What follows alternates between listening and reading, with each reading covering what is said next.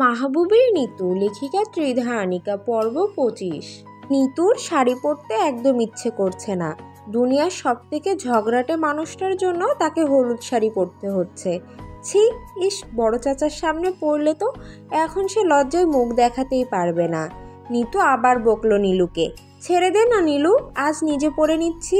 শোন নিতু, বিয়ের কনেকে চুপ করে থাকতে হয়। অনেক কিছু পারলেও নিজে নিজে করা ঠিক নয়। আজকাল এই দুদিন তোর সব আমরা করব। শোন, আমি জাস্ট 5 মিনিট স্টেজে বসবো, অনলি 5 মিনিটস। এর মধ্যে তোরা যা করার করবি, এবং খবরদার হলুদ ফলুদ তো আমায় ছোঁয়াবি না। এত খ্যাস খ্যাস করবি না তো নিতু। মাহবুব ভাই নিজে ফোন করে আমায় বলেছেন গায়ে হলুদ মাখিয়ে মিনিমাম 10টা ছবি তুলে পাঠাতে হবে। নিতু মনে মনে দীর্ঘশ্বাস ফেললো। মাহবুব ভাই সবগুলোর মাথায় চড়ে আছে এক সব সময়, যেন ভোটের মিছিল চলছে এই বাড়িতে। নেতা কেড়ে মাহবুব ভাই, সামনে কেড়ে মাহবুব ভাই, পেছনে কেড়ে মাহবুব ভাই, আমার ভাই, তোমার ভাই, মাহবুব ভাই।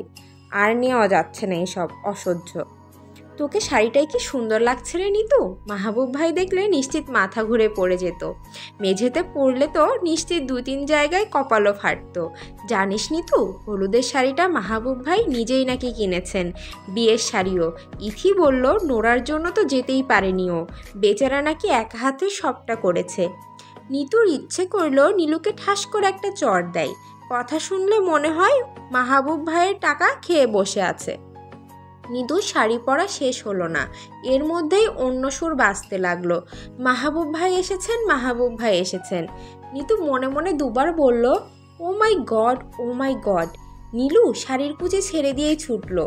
আচ্ছা, মাহবুব ভাই কি এ ঘরে চলে আসবেন? নিতু কি দরজাটা বন্ধ করে দেবে? নিতু দরজার কাছে অবধি যেতেও পারল না, মুকুল ছুটে এসেছে। মাহবুব ভাইকে যা লাগছে না নিতু, কালো জিন্সের সঙ্গে গাঢ় সবুজ একটা পাঞ্জাবি পরেছেন, হাতে রাখি বাঁধা, আর কিচ্ছু না, অথচ দেখাচ্ছে যেন মিশরের বাদশাহ। তুই মিশরের বাদশাকে সরাসরি দেখেছিস? মিশরের বাদশাহ আমি কই থেকে দেখব, মিশর গিয়েছি আমি। তাহলে বলছিস কেন মিশরের বাদশার মতো দেখাচ্ছে? ফোনের গল্পে দই পাতাচ্ছিস কেন? ভাত যাও আর দুধ পায়েস মিলাবি না একদম। এভাবে বলছিস কেন? তুই একবার গিয়ে একটু দেখ না, তুই তো বলবি রোমান রাজপুত্র এইমাত্র উঠে এলো গল্প থেকে। এমনভাবে বলছিস যেন আমি তাকে জীবনে দেখিনি। এত হিংসে করছিস কেন রে নিতু? আশ্চর্য, আমি হিংসে করব কেন? করছিসই, ভাব করছিস যেন তোর শত্রুর বর হচ্ছে। এই নিতু, একবার দেখতে যাবি? সবাই তো টানছে এই ঘরে নিয়ে আসবে বলে। নিতু বিরক্ত ভঙ্গিতে দরজা আটকে দিল। তার কাউকে দেখার ইচ্ছে নেই, সে নিজেকেও দেখতে চায় না। বিয়ের আগের দিন নিজের বাড়ি ফেলে পৃথিবীর কোন বর এমন শ্বশুর বাড়ি চলে আসে? মাথা খারাপ ছাড়া আর কে? মাহবুব ভাই আমাদের সবার জন্য মালা এনেছেন, রজনীগন্ধার স্পেশাল মালা। কেন এনেছেন কিছু জানিস? ফুফার সঙ্গে কথা বলছেন, আমাদের সবাইকে একটা আলাদা ট্রিট দিচ্ছেন। এত বড় একটা কেকও নিয়ে এসেছেন সঙ্গে করে। পলাশ, নীলু, জুলিয়া সবাই এক নাগারে বাইরে থেকে দরজা ধাক্কাচ্ছে। মুকুল দরজা খুলে দিল। সবাই মাহবুব ভাইকে ধরে নিয়ে এসেছে। নিতু চট করে মুখ ঘুরিয়ে নিল। শাড়ির কুচি গোজা হয়নি এখনো, মেঝেতে কুচি ছড়িয়ে আছে। নিতু শাড়িটা টানলো না, থাক মেঝেতে পড়ে। দেখে যাক ওনার কেনা শাড়ি নিতু কেমন পায়ে মারিয়ে মেঝেতে ফেলে রাখে। জুলি আর কি সুরে বলল, মুখ ঘুরিয়ে নিলি কেন নিতু? আজ বুঝি মাহবুব ভাইকে দেখতে লজ্জা করছে খুব? ইস, যেন চেনেই না একদম। পলু খুব হাসলো। জানে তো তাকালে আর চোখ ফেরাতে পারবে না, কাল পর্যন্ত থাকতে হবে তো, অতক্ষণ কি করে থাকবে? মাহবুব ধমকালো পলুকে। কে থাকতে পারবে না আর কে থাকতে পারবে? আমাকে শোনাচ্ছিস কেন? আমি এই শুনতে এসেছি? আমাদের কথা তো শুনতে আসেননি, তা আমরা জানি। আমরা তো নিতুকে দেখাবার জন্য আপনাকে নিয়ে এসেছি। দেখুন ঘোমটার ভিতরে লজ্জায় কীরকম লাল হয়ে আছে। মাহবুব রেগে রেগে ধমকালো ওদের আবার। স্যার বলছি, আমার এখন কাউকে দেখার সময় নেই, আমি মামার কাছে কাজে এসেছি। নীলু সামলে এসে দাঁড়ালো নিতুর। বাপরে, আজ বুঝি মুখ দেখবি না? আচ্ছা ঠিক আছে, অল্প করে এক ঝলক শুধু তাকা, আমরা কেউ কিচ্ছু বলবো না। কিরে, আমরা সবাই কি ওদিকে ঘুরে দাঁড়াবো? পলাশ খুব চেঁচালো, আমাদের সামনে প্রিভেসি নষ্ট হচ্ছে ওদের, একলা ছেড়ে দিই বরং। আয় আয়, বাইরে আয়। সবাই মাহবুবকে রেখে বাইরে থেকে দরজা বন্ধ করে দিল। আমরা কিন্তু সেকেন্ড হিসেবে টাকা নিব তোদের দুজনের কাছ থেকে, তাড়াতাড়ি কথা শেষ করবি। মাহবুব দরজা ধাক্কালো কিছুক্ষণ। বাহিরে থেকে সব মুখরোচক ঠাট্টায় ভেসে আসতে লাগলো। আমাদের কথা মতো টাকা না হলে দরজা খুলবো না, আগে খুলে দে, টাকা দিয়ে দিচ্ছি আমি। এত লোভী কেন রে তোরা? নিতু নিঃশব্দে দাঁড়িয়ে রইল। শীত করছে তার। আশ্চর্য, একটু আগেও তো গরম লাগছিল খুব। শরীর কি খারাপ করেছে? মাহবুব ভাই নিঃশব্দে তার পেছনে এসে দাঁড়িয়ে আছেন। উফ, নিতু একবারের জন্য পেছন ফিরে তাকালো না। কারো মুখ দেখতে চায় না সে। এইসব নেকু নেকু ঢং সে করতে পারবে না। নিতু একবার জিজ্ঞেস করতে চাইলো, কেন এসেছেন? খেয়ে দিয়ে কোনো কাজ নেই? বিয়েতে আমি আমার বাড়ির লোকেদের জন্য করছি, আপনার সঙ্গে এইসব দরজা বন্ধ খেলবার জন্য নয়। মাহবুব নিতুর পেছনে আরও ঘনিষ্ঠ হয়ে এসে দাঁড়ালো। মিষ্টি একটা গন্ধ এসে নাকে লাগলো নিতুর। নিতু ঘোমটার কার্নিশটা আরেকবার টানলো। এখন আবার গরম কেন লাগছে? উফ, পুরো ঘরটা এত নিঃশব্দ কেন? এরকম পরিস্থিতিতে পড়লে কি করতে হয়? মাহবুব মেঝে থেকে শাড়িটা তুলে মুঠোতে নিয়ে পেছন থেকে বাড়িয়ে ধরল নিতুর সামনে। ঘাড়ের কাছে নিঃশ্বাস পড়ছে মানুষটার। নিতু কিছুক্ষণ মাহবুব ভাইয়ের হাতের মুঠোর দিকে চুপচাপ তাকিয়ে থেকে ঢোক গিলল। তার কি এটা নেওয়া উচিত? মাহবুব ভাইয়ের পাঞ্জাবির হাতা ভাঁজ করা, হাতে রাখিও বাঁধা, রোমশ ফর্সা হাতে কি নিখুঁত ভালো লাগা, কি দারুণ ছুটে যাওয়ার ডাক। এরকম একটা হাতে গাল পেতে আজীবন কেঁদে গেলেও তো কোনো আক্ষেপ থাকবে না। নিতুর ইচ্ছে করলো সে হাতটা শক্ত করে টেনে ধরে গভীর করে চুমু খায়, বলে, আপনি যাকে ভালোবাসেন তাকে একদম ভুলে যান, পুরোটা মন দিয়ে এইবার আমাকে ভালোবাসুন তো। আমি আপনার খুব ভালো বউ হব। আপনি তো শুধু আমার রাগের পিঠটাই দেখেছেন, আমার ও পিঠে শুধু মিষ্টি মিষ্টি ভালোবাসা আছে। একবার কাছে টানুন, আমার সবটা দেখাবো আমি। বলা হলো না ঠিক কতক্ষণ এমন ধরে থাকলে তোর হাতটা শাড়ি অবধি এসে পৌঁছাবে বলতো? হাত কি তোর এই দেশে আছে না প্যারিস থেকে ফ্লাইটে করে আসছে? নিতু আড়ষ্ট ভঙ্গিতে হাত বাড়ালো, হাত কাঁপছে তার। শাড়ির মুঠোতে হাতটা রাখতেই মাহবুব শক্ত করে নিতুর হাতটা টেনে ধরলো। নিতু আহ বলতে গিয়েও থেমে গেল। মাহবুব ততক্ষণে হাতটা পিছনে টেনে নিয়ে গিয়েছে। নিতু কিছু বুঝে উঠবার আগেই চট করে একটা আংটি পরিয়ে দিল নিতুর অনামিকায়। বেশ খানিকক্ষণ গাঢ় করে ছুঁয়ে থাকলো হাতের আঙুলগুলো। নিতু হাতটা জোর করে ছাড়িয়ে আনলো। সাদা পাথরের সুন্দর স্বর্ণের আংটি, কি সুন্দর মাপে হয়েছে নিতুর আঙুলে। নিতু ঠোঁট কামড়ে ফিসফিস করে বলল, তারপরও আমি আপনাকে একদম পছন্দ করব না, কোনো দিন না।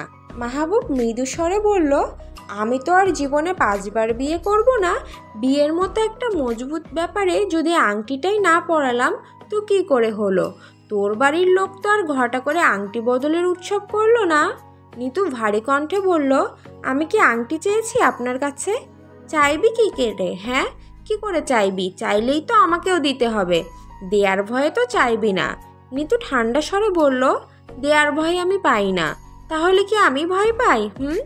এমন টোন করছিস যেন আমাকে অনেক কিছু দিয়ে রেখেছিস। আমার অনেক ঋণ হয়ে আছে তোর কাছে। শুভ হালখাতা লিখে কার্ড পাঠিয়েছিলি, আমি আসিনি।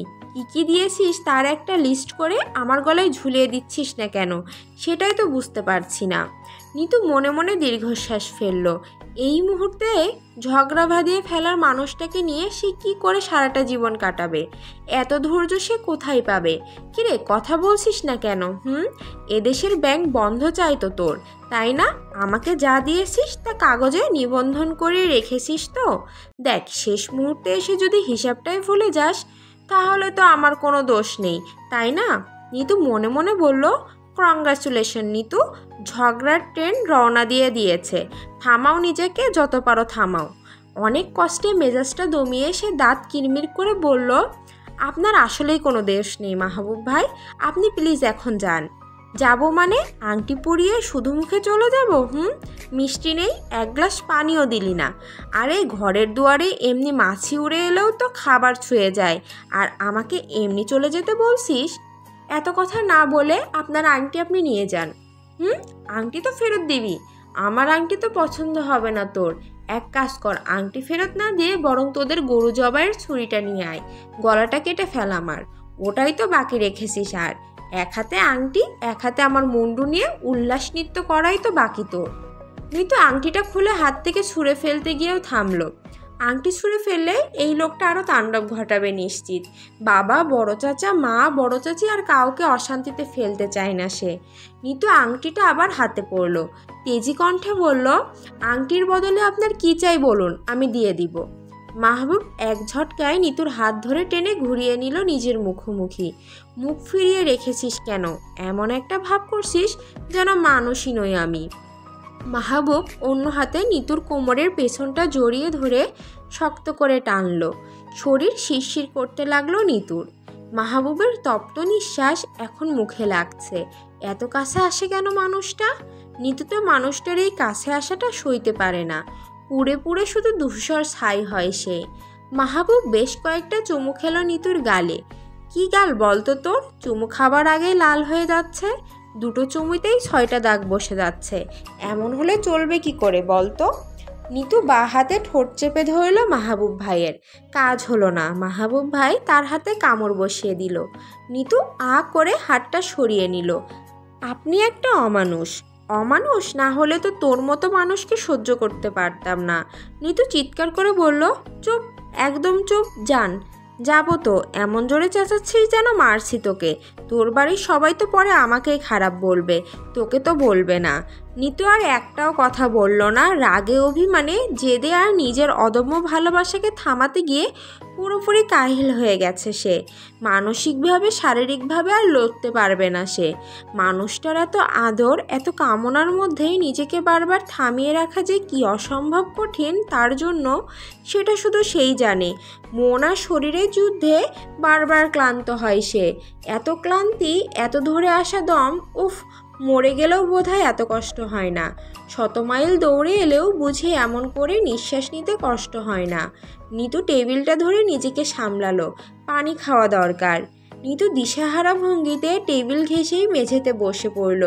মাহবুব সঙ্গে সঙ্গে নিচু হয়ে তাকে কোলে তুলে নিল। ভীষণ উৎসাহী কণ্ঠে বলল, মেঝেতে কেন বসেছিস? বিছানায় বস। নিতু শীতল গলায় বলল, আর এক মুহূর্ত আপনি এখানে থাকলে আমি আপনাকে মেরে ফেলবো। আপনি প্লিজ যান, প্লিজ। যাবো তো, আর একটু কাজ বাকি। নিতু অসহায় কণ্ঠে বলল, আরও বাকি? মাহবুব টেবিল থেকে হলুদের বাড়িটা নিয়ে এলো। নিতুর সামনে রেখে পাঞ্জাবির সব বোতাম খুলে বুকটা বাড়িয়ে দিল। বুকে একটু হলুদ ছুঁয়ে দে তো নিতু। আমি? আপনার বুকে? আমার আবার ওইসব হলুদ ফলুদেও তো আগ্রহ ফাগ্রহ নেই। তোকে আংটি পরিয়ে দিলাম তো তুই হয়তো মনে মনে ভাবছিস আমাকে কি দিবি, হয়তো ভেতরে ভেতরে মন ছোট করে আছিস, ঋণী ভাবছিস নিজেকে। তাই বলছি, দে, হলুদটা মেখে দে। লো বাজেটে ঋণ শোধ। বুকে তো বোতাম আটকে ফেললো, কেউ জানবেই না। নিতু হতভম্ব হয়ে তাকিয়ে রইল। এই মানুষটার কি কি যে তাকে দেখতে হয় কে জানে। লজ্জা পাচ্ছিস? নে, চোখ বন্ধ করলাম আমি। অল্প করে দিস। ছ্যান্ডো গেঞ্জিটা একদম নতুন, আজ প্যাকেট খুলে পরলাম। পাঞ্জাবিও নতুন। পাঞ্জাবিতে লাগলে সমস্যা নেই, তোদের বাড়িরই পাঞ্জাবি কি না? সবার আগে গুড লাক বলিস কিন্তু। নিতু 2 হাতে এমনি মুখ মুছল। সব ইগনোর করতে হবে তাকে। কি রে, দে না। কতক্ষণ চোখ বন্ধ করে থাকবো বলতো? নিতু কড়া স্বরে বলল, আমি এসব কিচ্ছু পারবো না। আপনি প্লিজ যান, প্লিজ। অনেক হয়েছে, বাইরে সবাই ডাকছে। ডাকছে শুনতে পাচ্ছিস, তাও দেরি করছিস? মাহবুব নিতুর হাতটা আবার জোর করে টানলো। ছাড়ুন, সবসময় এত শক্তি দেখান কেন? শক্তি দেখেই বুঝি জেতা যায়? তুই দেখাস না? তুইও তো দেখাস। এই যে সোজা কথায় হলুদ দিচ্ছিস না, দেরি করছিস। আমি তো আর তোর হলুদের জন্য সারা রাত বসে থাকতে পারবো না। তোর বিয়ের কাজ করার জন্য তোর বাবা চাচা সবাই আছে। তোকে তো ফু দিয়েও ফুল সরাতে হচ্ছে না। আর আমাকে দেখ, কেউ নেই আর, একা একাই সব করছি। আজ বাড়ি গেলে তবেই তো কাল বড় হয়ে আসবো। অথচ তুই এমন ভাব করছিস যেন খাগড়াছড়ি থেকে হলুদ এনে তবে মাখাবি। পরিশ্রমে পরিশ্রমে শেষ হয়ে যাচ্ছিস যেন। নিতু আর হাতটা ছাড়িয়ে আনবার চেষ্টা করলো না। এই মানুষটার ঝগড়ার সঙ্গে সে একদম মুখ নাড়াতে চায় না। বাড়ি ভর্তি বিয়ের লোক, এমনিতেই বাড়িতে কত কি গল্প ফাঁদা হচ্ছে কে জানে। মাহবুব ইচ্ছে মতো নিতুর হাতে নিজের গায়ে হলুদ মাখিয়ে নিল। তারপর পাঞ্জাবির বোতাম আটকে দরজা খুলতে ডাকলেই পলুনিরুরা সব হৈ হৈ করে ঘরে ঢুকে এলো। মাহবুব বিশ্বজয়ী কণ্ঠে বলল, বউ ভাতের পর তোদের সবার একটা স্পেশাল ট্রিট আছে ফুড ক্লাবে। যার যা খুশি খাবি। এখন নিতু কি দেবে তোদের সেটাই জিজ্ঞেস কর। নীলু, পলু, মুকুলরা সবাই ঘিরে ধরল নিতুকে। তোর কাছ থেকে কিন্তু বেশি চাই নিতু, এমন রোমান্টিক বর পেয়েছিস, সেটার জন্য কিন্তু ডাবল ট্রিট দিতে হবে। নীলু নিচু স্বরে বলল, এই মাহবুব ভাই কি বলল তোকে? তোরা নিশ্চয়ই কালকের প্ল্যান করছিলি। রাতের রুটিনে কি আছে আমাদের শোনা না শোনা। নিতু বিরক্ত কণ্ঠে বলল, ধ্যাৎ ছি, আমি কি তোদের মতো নাকি? সবাই ইচ্ছে মতো নিজের মতো করে এটা ওটা বলে নিতুকে খোঁচাতে লাগলো। তোকে নিশ্চয়ই বিশেষ কিছু বলেছে, না হলে এমন গাল লাল হবে কেন শুনি? আচ্ছা, তোকে কি কিছু দিয়ে গেছে, স্পেশাল কিছু? আমরা নিশ্চিত কিছু একটা তো ঘটেছে। 17 মিনিট 23 সেকেন্ড একসঙ্গে ছিলি তোরা, এতক্ষণ তাহলে কি করলি? চোখে চোখ রেখে চুপচাপ করে বসেছিলি বুঝি?